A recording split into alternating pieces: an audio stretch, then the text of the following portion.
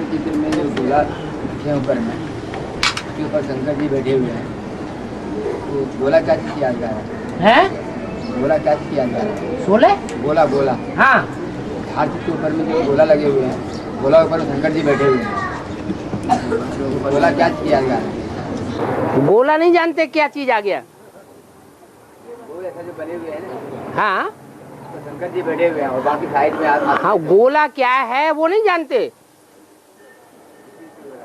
अरे बताओ भाई, झाड़ के चित्र में ऊपर शंकर का चित्र दिखाया गया है और वो गोले के ऊपर बैठे हुए हैं।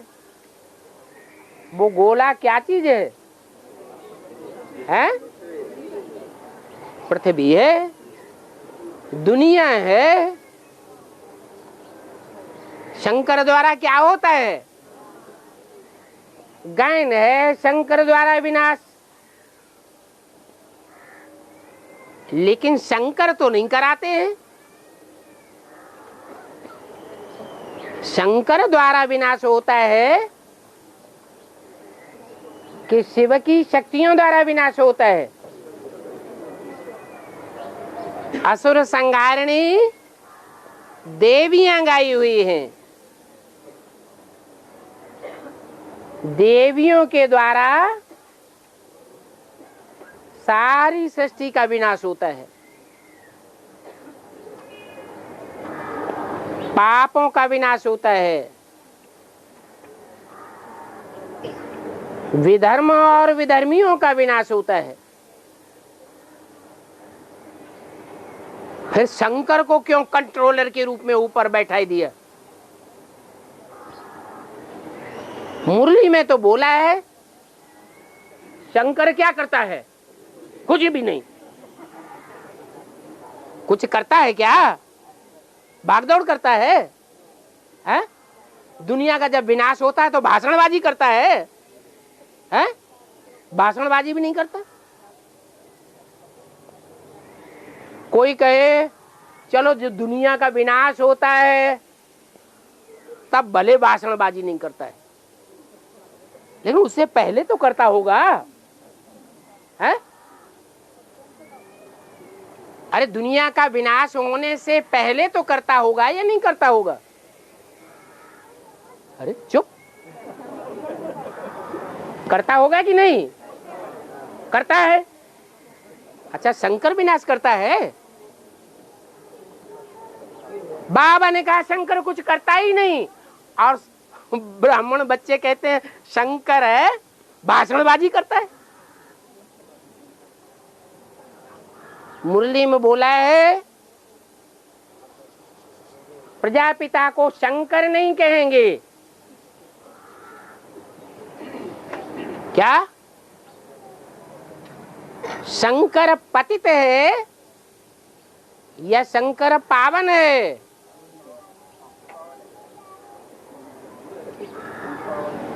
फर्श का पाप करने वाला मनुष्य है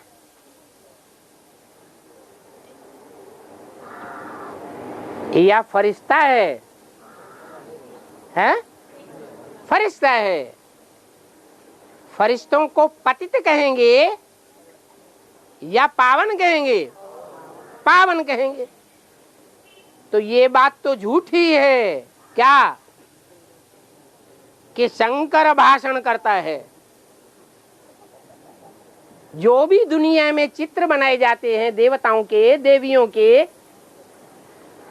वो संपन्न स्टेज की यादगार हैं या अधूरी स्थिति की यादगार है? संपन्न स्टेज की यादगार है। तो प्रजापिता में जिस प्रजापिता को 500 करोड़ का बाप कहा जाता है, 500 करोड़ की दुनिया को पतित कहेंगे या कुछ अंश पावन कहेंगे? है? सारी दुनिया पतित है। अगर उनमें से एक भी है जो पतित नहीं है, पावन है, तो प्रजापिता को उस दुनिया का बाप कहेंगे? है 500-700 करोड़ का बाप है या 2-4 कम का बाप है? सारी दुनिया का बाप है। 500 करोड़ का बाप है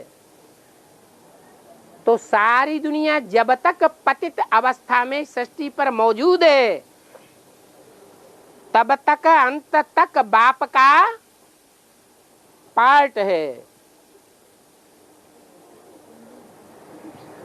बाप माने जो सारी प्रजा का पिता है। प्रजापिता पतित को कहा जाता है, शंकर को पतित नहीं कह सकते। माने संपूर्ण स्टेज का पार्टधारी अलग है और पतित स्टेज का पार्टधारी अलग है। जो संपन्न आत्मा बन जावेगी उसको मुख से बोल बोल करने की दरकार रहेगी कि संकल्प मात्र से ही कार्य संपन्न करेगी।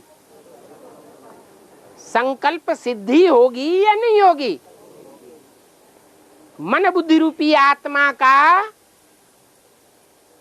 ऐसी स्टेज होने के कारण संकल्प ही ऐसा परिपूर्ण होगा क्योंकि इच्छा मात्रम अविद्या। इस दुनिया की प्राप्ति की कोई भी इच्छा उसको नहीं होगी। इसलिए हर इच्छा, हर संकल्प में परिपूर्णता भरी हुई होने के कारण एक संकल्प करने मात्र से ही विनाश होगा। और संकल्प के लिए इंद्रियों को यूज किया जाता है या नहीं किया जाता है? इंद्रियों को यूज नहीं किया जाता।